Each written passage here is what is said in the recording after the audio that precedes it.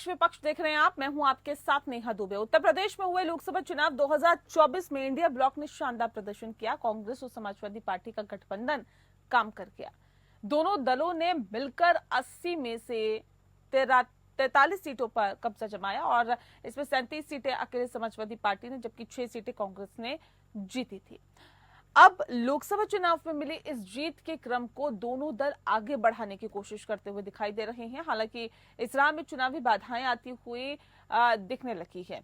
उत्तर प्रदेश में बेहतर प्रदर्शन करने के बाद कांग्रेस को उम्मीद है कि समाजवादी पार्टी विधानसभा उपचुनाव में पार्टी को भी सीटें देगी। वहीं लोकसभा चुनाव में शानदार प्रदर्शन करने के बाद अखिलेश यादव विधानसभा में अपनी पार्टी को मजबूत बनाने की कोशिश करते हुए दिखाई दे सकते हैं। विधानसभा चुनाव 2027 से पहले 10 सीटों पर होने वाले उपचुनावों में अखिलेश यादव ने अपना दम दिखाकर जनता को एक बड़ा संदेश देने की वो कोशिश करने की जुगत में लगातार बने हुए हैं। वहीं कांग्रेस भी अपनी स्थिति मजबूत करने की कोशिशों में जुटी है। समाजवादी पार्टी यूपी में गठबंधन को अन्य राज्यों में विस्तार देने की कोशिशों में है। इसी क्रम में इसी साल होने वाले हरियाणा और महाराष्ट्र विधानसभा चुनाव पर समाजवादी पार्टी की नजर है। समाजवादी पार्टी इन दोनों राज्यों में अपने पांव पसारने की कोशिशों में लगी है। ऐसे में ये तय माना जा रहा है कि अगर यूपी में कांग्रेस को उचित भागीदारी चाहिए तो उन्हें इन दोनों राज्यों में समाजवादी पार्टियों को भी जो हिस्सेदारी है वो देनी होगी। ऐसे में यूपी का उपचुनाव राहुल गांधी और अखिलेश यादव की जोड़ी के लिए किसी अग्नि परीक्षा से कम नहीं है।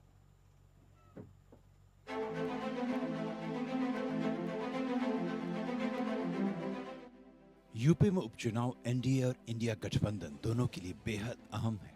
इसके साथ ही ये उपचुनाव सपा कांग्रेस के आपसी रिश्ते के लिए अग्नि परीक्षा साबित होने वाली है। उत्तर प्रदेश में सपा और कांग्रेस मिलकर 2024 के लोकसभा चुनाव में बीजेपी को सियासी मात देने में सफल रही।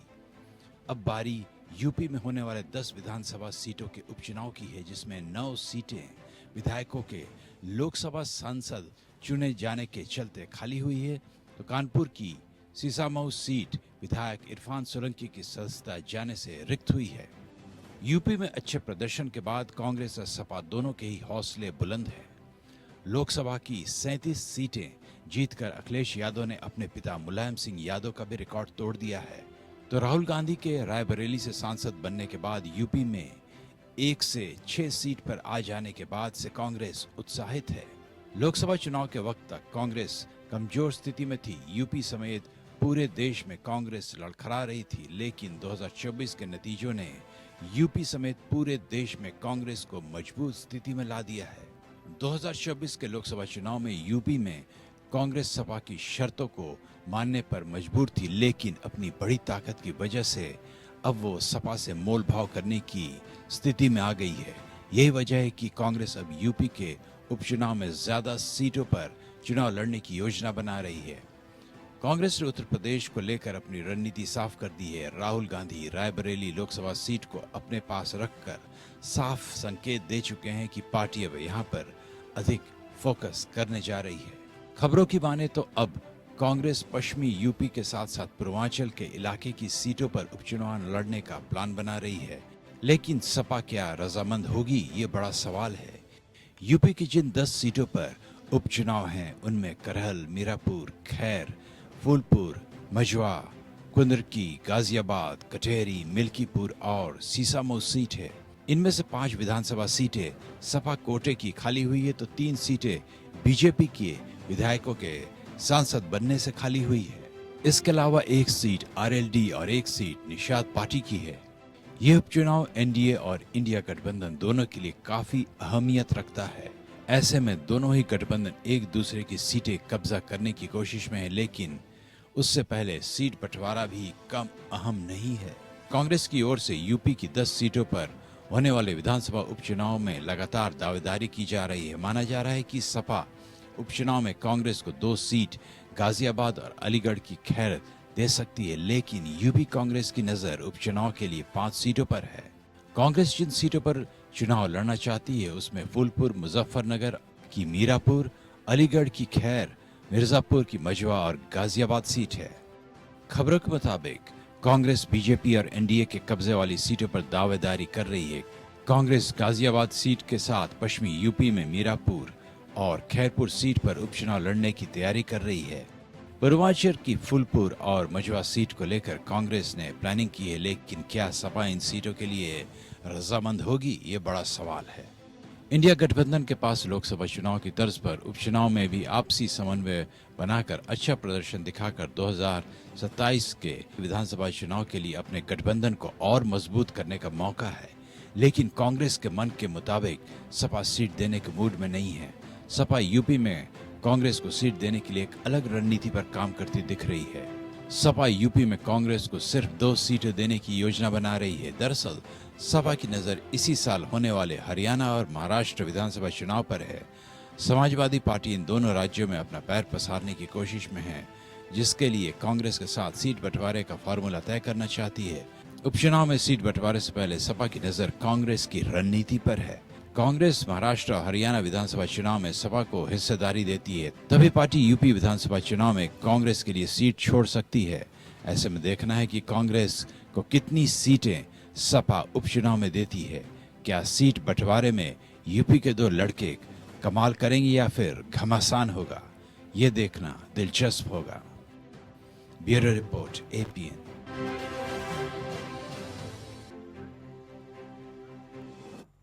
तो लोकसभा चुनाव में बेहतर प्रदर्शन करने के बाद इंडिया ब्लॉक के अब जो है हौसले बुलंद दिखाई दे रहे हैं। अब ऐसे में सवाल इस बात को लेकर कि क्या ये गठबंधन आगे तक चलेगा, और अगर चलेगा तो क्या उपचुनावों में कांग्रेस को सीट मिलेगी तो कितनी मिलेगी, इस विषय पे तफसील से चर्चा करेंगे। खास मेहमान हमारे साथ मौजूद है, उनसे आपका परिचय करा देते हैं। इस वक्त हमारे साथ अश्विनी शाही जी हैं, प्रवक्ता है भारतीय जनता पार्टी के, बहुत स्वागत है आपका। हमारे साथ विजय कौशिक जी जुड़ गए हैं, प्रवक्ता है कांग्रेस पार्टी के, आपका बहुत स्वागत है। अतुल यादव जी हमारे साथ जुड़ गए हैं, प्रवक्ता है समाजवादी पार्टी के, आपका भी बहुत स्वागत है। इस खास कार्यक्रम की शुरुआत अतुल यादव जी आपके साथ करते हैं।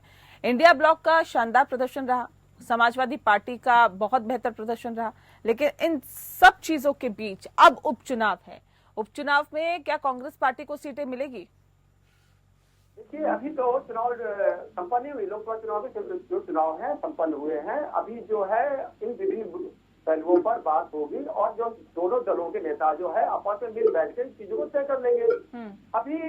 अभी कुछ निष्कर्ष निकाल पाना बहुत जल्दबाजी होगी कि कितनी सीटें किसको क्या जाएगा। गठबंधन मजबूत है और गठबंधन के सभी नेता आपसी सहमति से, आपसी रजामंदी से इन चीजों को तय कर देंगे। और कौन कहाँ पे मजबूत है, अपनी स्थितियों को भी देखना होगा। समाजवादी पार्टी उत्तर प्रदेश में सबसे बड़ा दल है और समाजवादी पार्टी जो लोकसभा में भी 37 सीटें जीत करके देश की तीसरी सबसे बड़ी पार्टी बनी हुई है। हम अपने सहयोगियों ठीक है, आपने कहा कि अपनी स्थिति को भी देखना होगा। विजय कौशिक जी, अपनी स्थिति को भी देखना होगा। कांग्रेस भी क्या अपनी स्थिति को देखेगी? क्योंकि जिस 10 सीटों पर अभी उपचुनाव होने हैं, कांग्रेस के पास तो एक भी सीट नहीं है उनमें से। सीट नहीं है तो क्या है कि हम 10 सीट नहीं जीत सकते, या हमें 10 सीटों पर नहीं बैठना चाहिए, या गठबंधन में अगर हमें बराबरी का सम्मान नहीं मिलता है तो क्या तब भी हमें चुनाव में भागीदारी करनी चाहिए? बहुत से ऐसे सवाल हैं जिनका जवाब पार्टी हाईकमान तलाश रहा है। लेकिन निश्चित तौर पर अगर कांग्रेस पार्टी इस बार भी अपने दल पर पूरे देश में चुनाव करती तो हम 150 से ज्यादा सीटें लाते। कहीं ना कहीं देश को बचाने की जो हमारी नीति है उसके चलते क्षेत्रीय दलों के साथ गठबंधन बहुत सी जगह हमें नुकसान देंगे, इसमें कोई हमें शक नहीं है। लेकिन क्या आगे भी हमारी इसी तरह की पॉलिसी रहनी चाहिए, इनको लेकर अभी कांग्रेस पार्टी में मंथन कर रहा है। ठीक है, मंथन करिए। ये तो बताइए कि कितनी सीटों पे आप मांग रहे, डिमांड क्या है आपकी कि 10 में से कितनी सीटों पे चुनाव लड़ना है?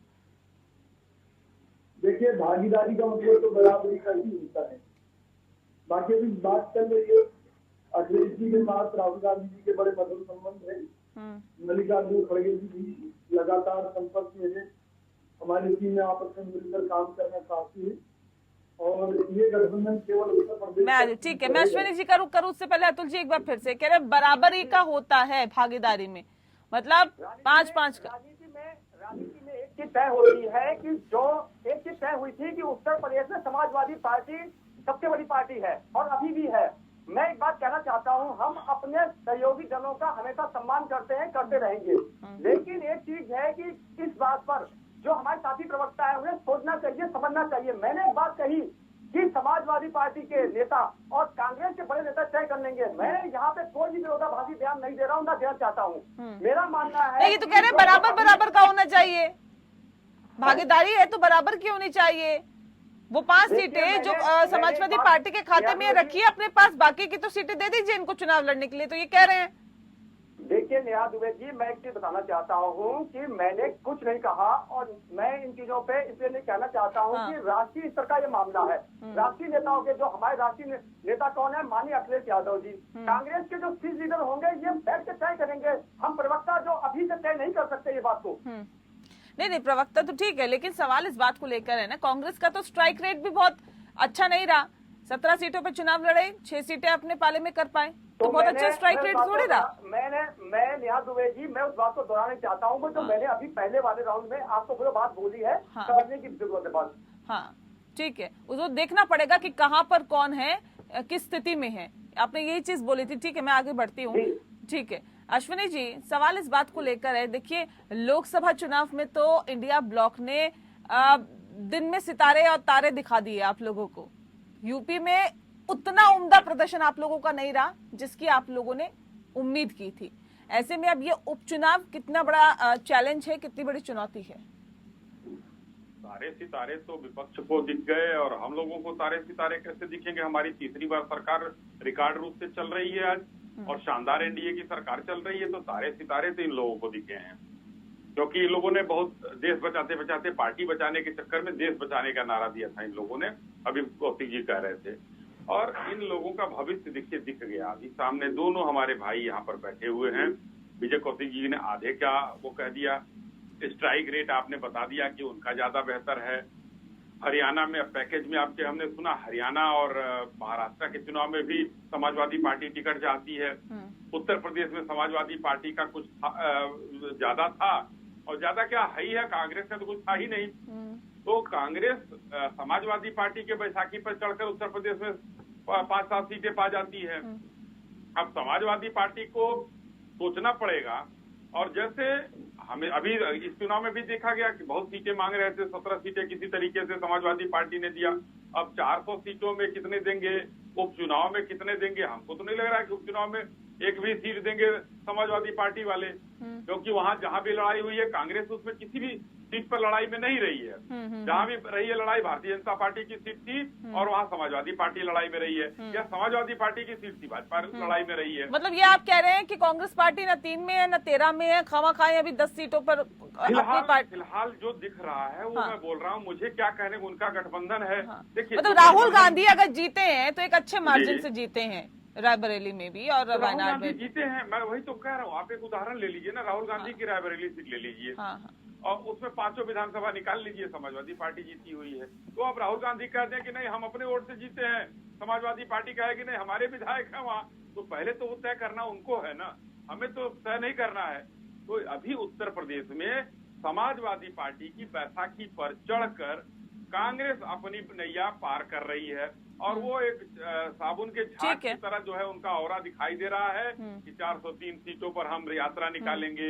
अभी देखिए जिस तरीके से आम आदमी पार्टी ने दिल्ली में इंडिया ब्लॉक को बाय बाय टाटा कहा है, इंडिया ब्लॉक में चुनाव के पहले जो है ममता जी अलग लड़ी, कम्युनिस्ट केरल में अलग लड़े, तो इंडिया ब्लॉक तो बहुत कम सीटों पर है। ये तो आप लोग दिखा रहे हैं कि 234-35 सीटें ये लोग पा गए हैं, निकालिए उन लोगों को बाहर। वो लोग इंडिया ब्लॉक में नहीं है, उन्होंने ममता जी ने कहा था। विजय कौशिक जी देखिए, तो कह रहे ना आप 3 में ना 13 में, खामा-खाई इस तरह की चीजें हो रही है। अगर रायबरेली से राहुल गांधी भी चुनाव लड़े हैं तो सिर्फ और सिर्फ समाजवादी पार्टी की देन है, वो जीते हैं। तो वो कहते हैं कि भाई बात किसी की है, संबंध किसी के है, और बीजेपी जो है आप हमेशा किए जा रही है, तो इसका तो मेरे पास कोई हल है नहीं। संबंध अखिलेश जी और हमारे हैं, पार्टी हाईकमान को तय करना है, और बीजेपी जो है सदमे में है। मैं इनके सदमे से मिलकर उनकी स्थिति का अंदाजा लगा सकता हूँ कि भाई ये लोग कितने कौशिक जी आपकी आवाज साफ नहीं आ रही है। अखिलेश जी, और जहाँ तक हमारे संबंधों की बात है, हमारी विचारधारा एक है, लोकसभा चुनाव में भी एक थी कि हमें एक नहीं, देश अभी को तो फायदा बताना दिख था रहा है ना, कि इसलिए भारत को विचारधारा बताना एक हो जाती है। उसके बाद जब फायदा नहीं होता तो विचारधारा भी अलग अलग हो जाती है, डगमगा जाती है। इससे पहले भी तो जो चुनाव लड़े हैं वो अलग अलग ही लड़े थे। कांग्रेस पार्टी तो एक ही सीट जीत पाई थी, रायबरेली। राहुल गांधी अपनी सीट हार गए थे।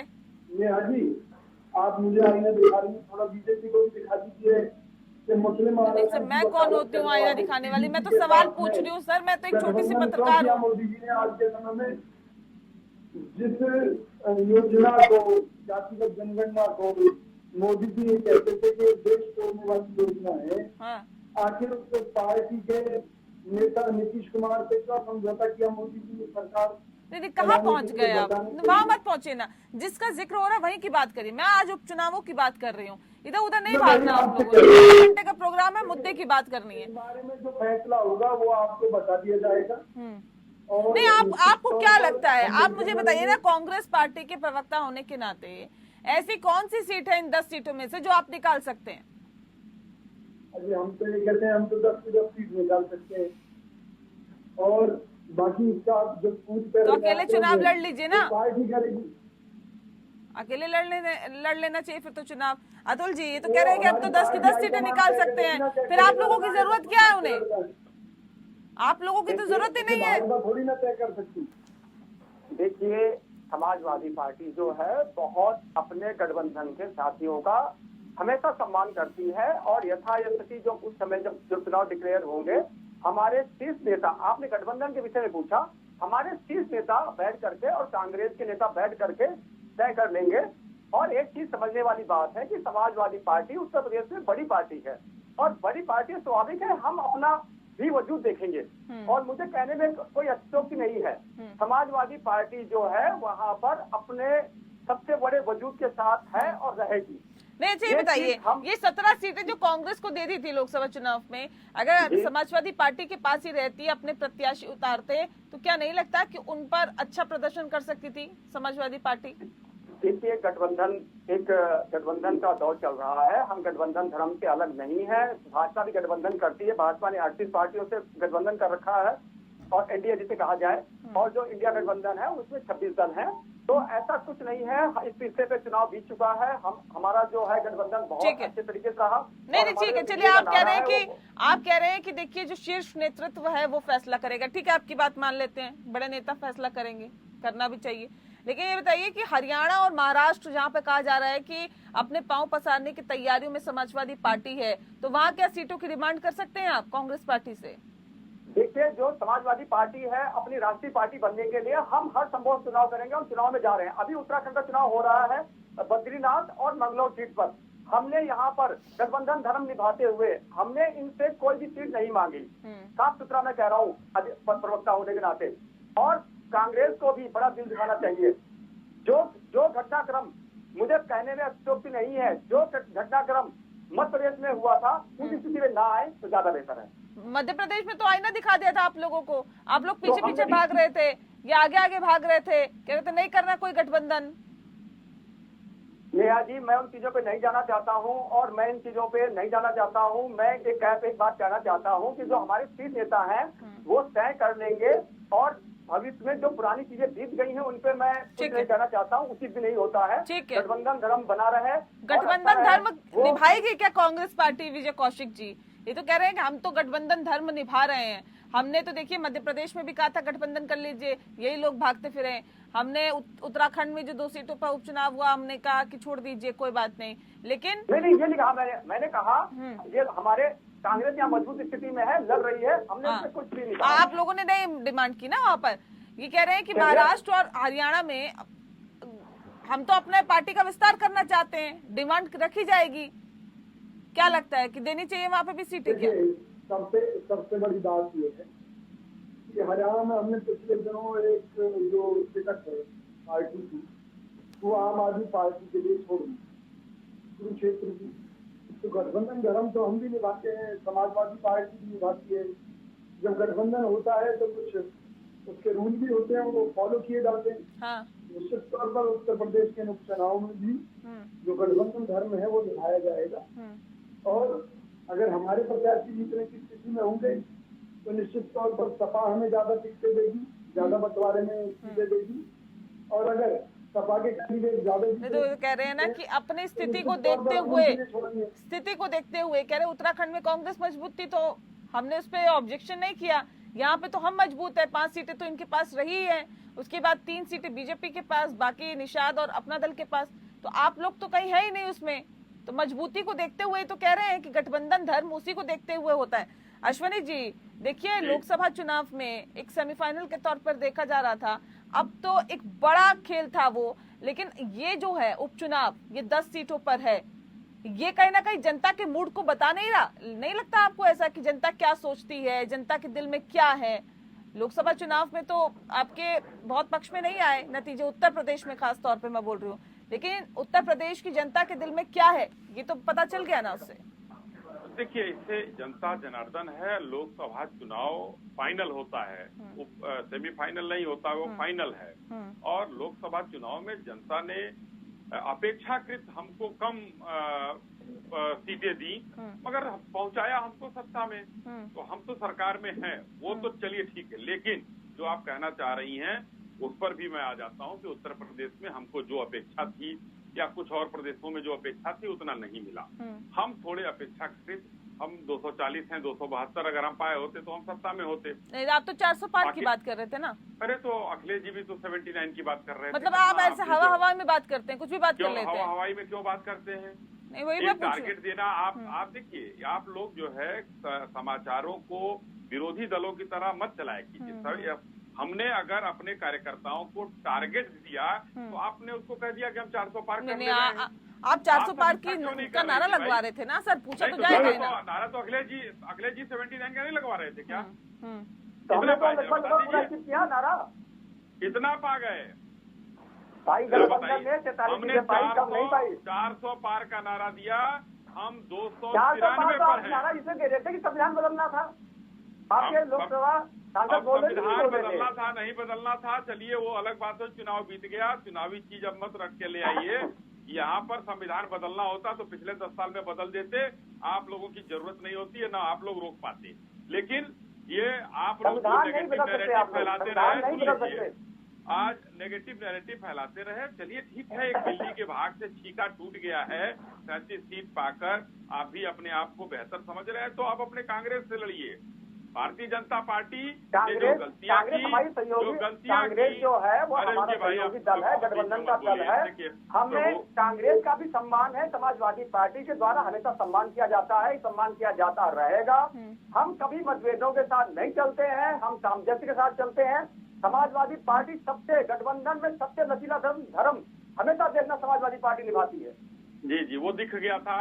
अब कौन है अखिलेश और ये ठग पार्टी है, इसको वोट मत देना। मध्य प्रदेश में दिख गया था, आपने ही जिक्र कर दिया था थोड़ी देर पहले, वो तो दिख गया था। मैंने कहा कि कौन है अखिलेश जब कांग्रेस के नेता जानते ही नहीं है तो अखिलेश जी क्यों आगे पीछे करते हैं? और अखिलेश जी कहते थे ये ठग पार्टी है। लेकिन सर सम्मान नहीं किया गया ना आपका, अतुल जी, आपका सम्मान नहीं किया गया था ना। नेहा दुबे जी, अगर सम्मान वाली देखिए, जब आप कांग्रेस के बड़े नेता ये कह रहे थे कौन है अखिलेश, तो मध्य प्रदेश में समाजवादी पार्टी इकाई है, हम वहाँ पे 70 सीटों पे लड़े। हमारा वहाँ हमारे कार्यकर्ता जो है प्रत्याशी लड़े, हमारे कार्यकर्ता गाँव समाज में गए, मिला। हम अपना सम्मान करते हैं, हम गठबंधन चाहते थे, किसी कहाँ से नहीं हुआ था, कोई बात नहीं है। आगे बातें बढ़ती रहती हैं और समाजवादी पार्टी बहुत लचीलापन लेके चलती है। तो चलिए, आप लोग कह रहे थे मजा चखाएंगे इनको, अब उपचुनावों में मजा चखाएंगे क्या? देखिए जी, समाजवादी, मैंने आपसे कहा ना, समाजवादी पार्टी बहुत लचीला धर्म, जो गठबंधन धर्म बहुत अच्छे से निभाती है। कांग्रेस पार्टी के नेता, हमारे माननीय राष्ट्रीय अध्यक्ष, हमारी चुनाव समिति ये तय कर लेंगे कि कांग्रेस जो है हमारा गठबंधन की सहयोगी पार्टी है, हमें इनके साथ कितनी सीटें डील करनी है, कितनी देनी है, क्या करना है, वो अब देखो बड़े स्तर की बात है, अभी चुनाव डिक्लेयर नहीं हुआ है। चलिए तय करिए ताकि जनता के सामने भी आए कि कौन कितनी सीटों पे चुनाव लड़ रहा है, किसको कितनी मजबूती मिली है और आगे किसको जनता ने मजबूती देनी है। अभी तो लोकसभा सत्र चलने जा रहा है और जब चुनाव डिक्लेयर होंगे या चुनाव घोषित होने की संभावना होगी, हमारे शीर्ष नेता समाजवादी पार्टी के हमारे राष्ट्रीय अध्यक्ष हमारे राष्ट्रीय प्रमुख महासचिव जी, हमारे महासचिवगण, अन्य सभी मिलकर के तय कर लेंगे कि समाजवादी पार्टी और कांग्रेस पार्टी ठीक है मिलकर के सर, उसका उत्तर इंतजार प्रदेश कर रहे हैं हम भी और जनता भी इंतजार कर रही है। बहरहाल बहुत शुक्रिया आप सभी का हमारे साथ इस खास कार्यक्रम के माध्यम से जुड़ने के लिए। पक्ष विपक्ष में फिलहाल इतना ही। नमस्कार।